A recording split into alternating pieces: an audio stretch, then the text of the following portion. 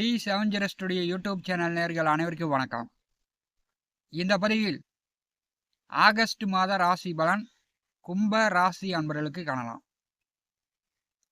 August மாத விசேஷங்கள்: ஆடி 18ஆம் பெருக்கு வருகிறது. இறந்த முன்னோர்களுக்கு திதி கொடுக்கக்கூடிய ஆடி அமாவாசை வருகிறது. ஒரு அற்புதமான அமாவாசை. ஆகஸ்ட் மாதம் கும்பராசியில் சந்திர கிரகணம் நிகழ்கிறது. இந்த சந்திர கிரகணம் காலை 8 மணி முதல் 11 மணி வரை காலையில் நடைபெறும் போது இந்தியாவில் தெரியாது, மற்ற நாடுகளுக்கு சந்திர கிரகணம் தெரியும். சதய நட்சத்திரத்திலிருந்து ரேவதி நட்சத்திரம் வரை இந்த ஆகஸ்ட் மாதம் 31 நாட்கள் செல்கிறது. இந்த வருஷம் பார்த்தீங்கன்னா 2026ஆம் வருடம் பிறந்து 8 மாதம் கெடுகெடுன்னு வந்துருச்சு.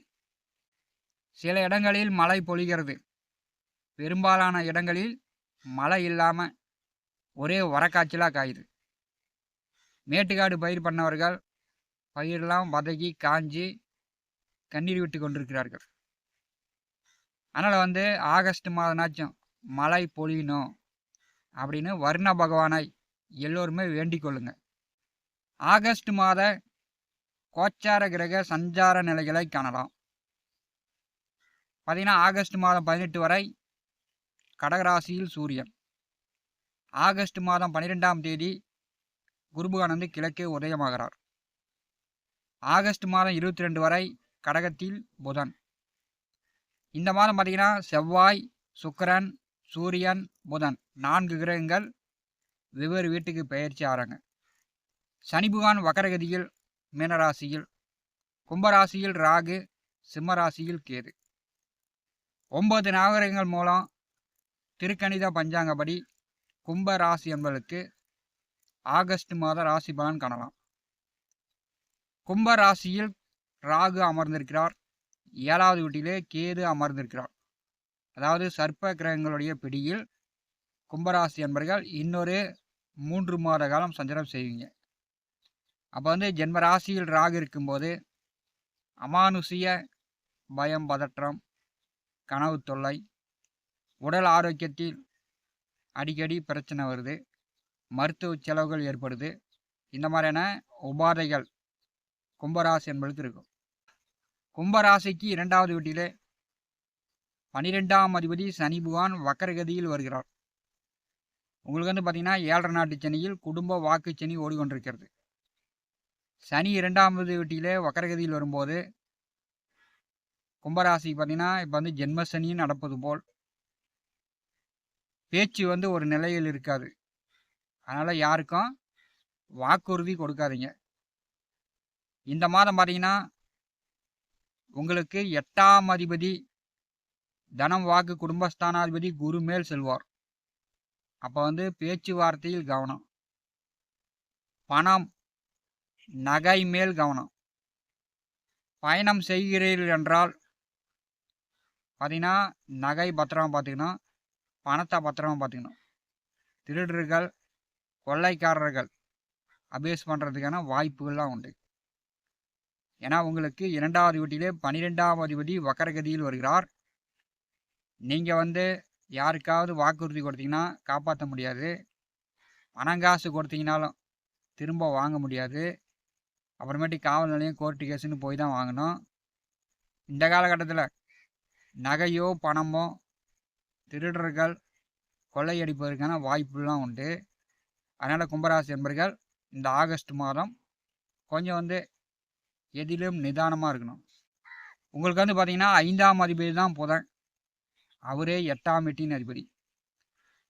கடந்த 1.5 மாத காலமாக 5வது வீட்டிலிருந்து 6ஆம் இடம் புதன் பெயர்ச்சியாகி செல்கிறார். பார்த்தீங்கன்னா 6வது வீட்டிலே புதன் செல்வது உங்களுக்கு 5ஆம் அதிபதி 6ஆம் வீட்டில் செல்கிறார். திருமணம் ஆனவர்களுக்கு சுய ஜாதகத்தில் இந்த அமைப்பு இருந்துச்சுன்னா திருமணத்துக்கு பின்னாடி ஊரும் உறவும் ஒற்றுமையாக இருக்காது. எல்லாம் ஒரே பகையாக இருக்கும், சண்டை சச்சரவாக இருக்கும். அதுவும் ஒரு குழந்தை பிறந்த பிறகு தனி குடித்தனம், ஒரு ஒற்றுமையில்லாத வாழ்க்கை தான் ஏற்படுத்தி விடும். அது மாதிரி தான் ஆகஸ்ட் மாதம் 22 வரை கும்பராசி என்பதற்கு குரு மேல் சூரியன் மேல் புதன் செல்லும்போது ஏற்படுத்த போகிறார். அதனால் வந்து வாழ்க்கை துணையிடம், மாமன் மச்சனங்களிடம், உறவினர்களிடம் கொஞ்சம் வந்து பகை விரோதம்லாம் பார்த்துக்கணும். கோச்சாரத்தில் கும்பராசிக்கு 6வது வீட்டிலே சூரியன் செல்வது நல்லது தான். அரசு உதவிகள் கிடைக்கும், அரசு சலுகைகள் கிடைக்கும், அரசு வேலையில் உள்ளவர்களுக்கு பதவி உயர்வு, நல்லா அதிகாரத்தனம், முதலாளித்தனம், மேனேஜராக இருக்கக்கூடிய ஒரு அமைப்பு. நீங்கள் வந்து மற்றவர்களுக்கு வேலை கொடுக்குற மாதிரியான ஒரு முதலாளித்தனம் கும்பராசி என்பதுக்கு உண்டு. ஏன்னா அதிகாரமாக இருப்பீங்க. அதே மாதிரி அசால்ட்டாக இருந்தீங்கன்னா உங்களிடம் இருக்கக்கூடிய பணங்காசு, நகை இப்படி வந்து ஏமாறக்கூடிய சூழ்நிலை உண்டு. ஆகஸ்ட் மாதம் 18ஆம் தேதி 7வது வீட்டிற்கு சூரிய பகவான் வருகிறார். களத்திர ஸ்தானத்திலே களத்திராதிபதி ஆட்சி பெறுகிறார். இது ஒரு நல்ல அமைப்பு தான். வாழ்க்கை துணைக்கு அரசு உதவிகள், அரசு சலுகைகள், அரசு காரியங்கள் உடனுக்குடன் நடக்கும். கோச்சாரத்தில் 7ஆம் வீட்டில் சூரியன் வரும்போது கண் எரிச்சல், தலைவலி, அதிகமாக கோவப்படுவீங்க, அதிகமாக வந்து ஆத்திரப்படுவீங்க. அதெல்லாம் வந்து ஆகஸ்ட் 18க்கு பிறகு கும்பராசி என்பவர்கள் கொஞ்சம் நிதானத்தை கடைபிடிக்கணும். ஆகஸ்ட் மாதம் 22ஆம் தேதி 7வது வீட்டிற்கு புதன் வருகிறார். உங்களுக்கு வந்து 5வது வீட்டை விட்டு புதன் எங்கே சென்றாலும் அஷ்டமாதிபதி பலனை தான் கும்பராசிக்கு கொடுப்பார். அப்போ 7வது வீட்டிற்கு புதன் வரும்போது நண்பர்களிடம், திருமணமானவர்கள் வாழ்க்கை துணையிடம் மிகுந்த கவனம், எச்சரிக்கை வேண்டும். ஏன்னா பேச தெரியாத பேசி, தரைக்குறைவாக பேசி அவங்கள மனநோகரம் செய்கிறது அல்லது அவங்களிடம் நீங்கள் வந்து அவமானப்படுறது இந்த மாதிரிலாம் ஏற்படுத்திடும்.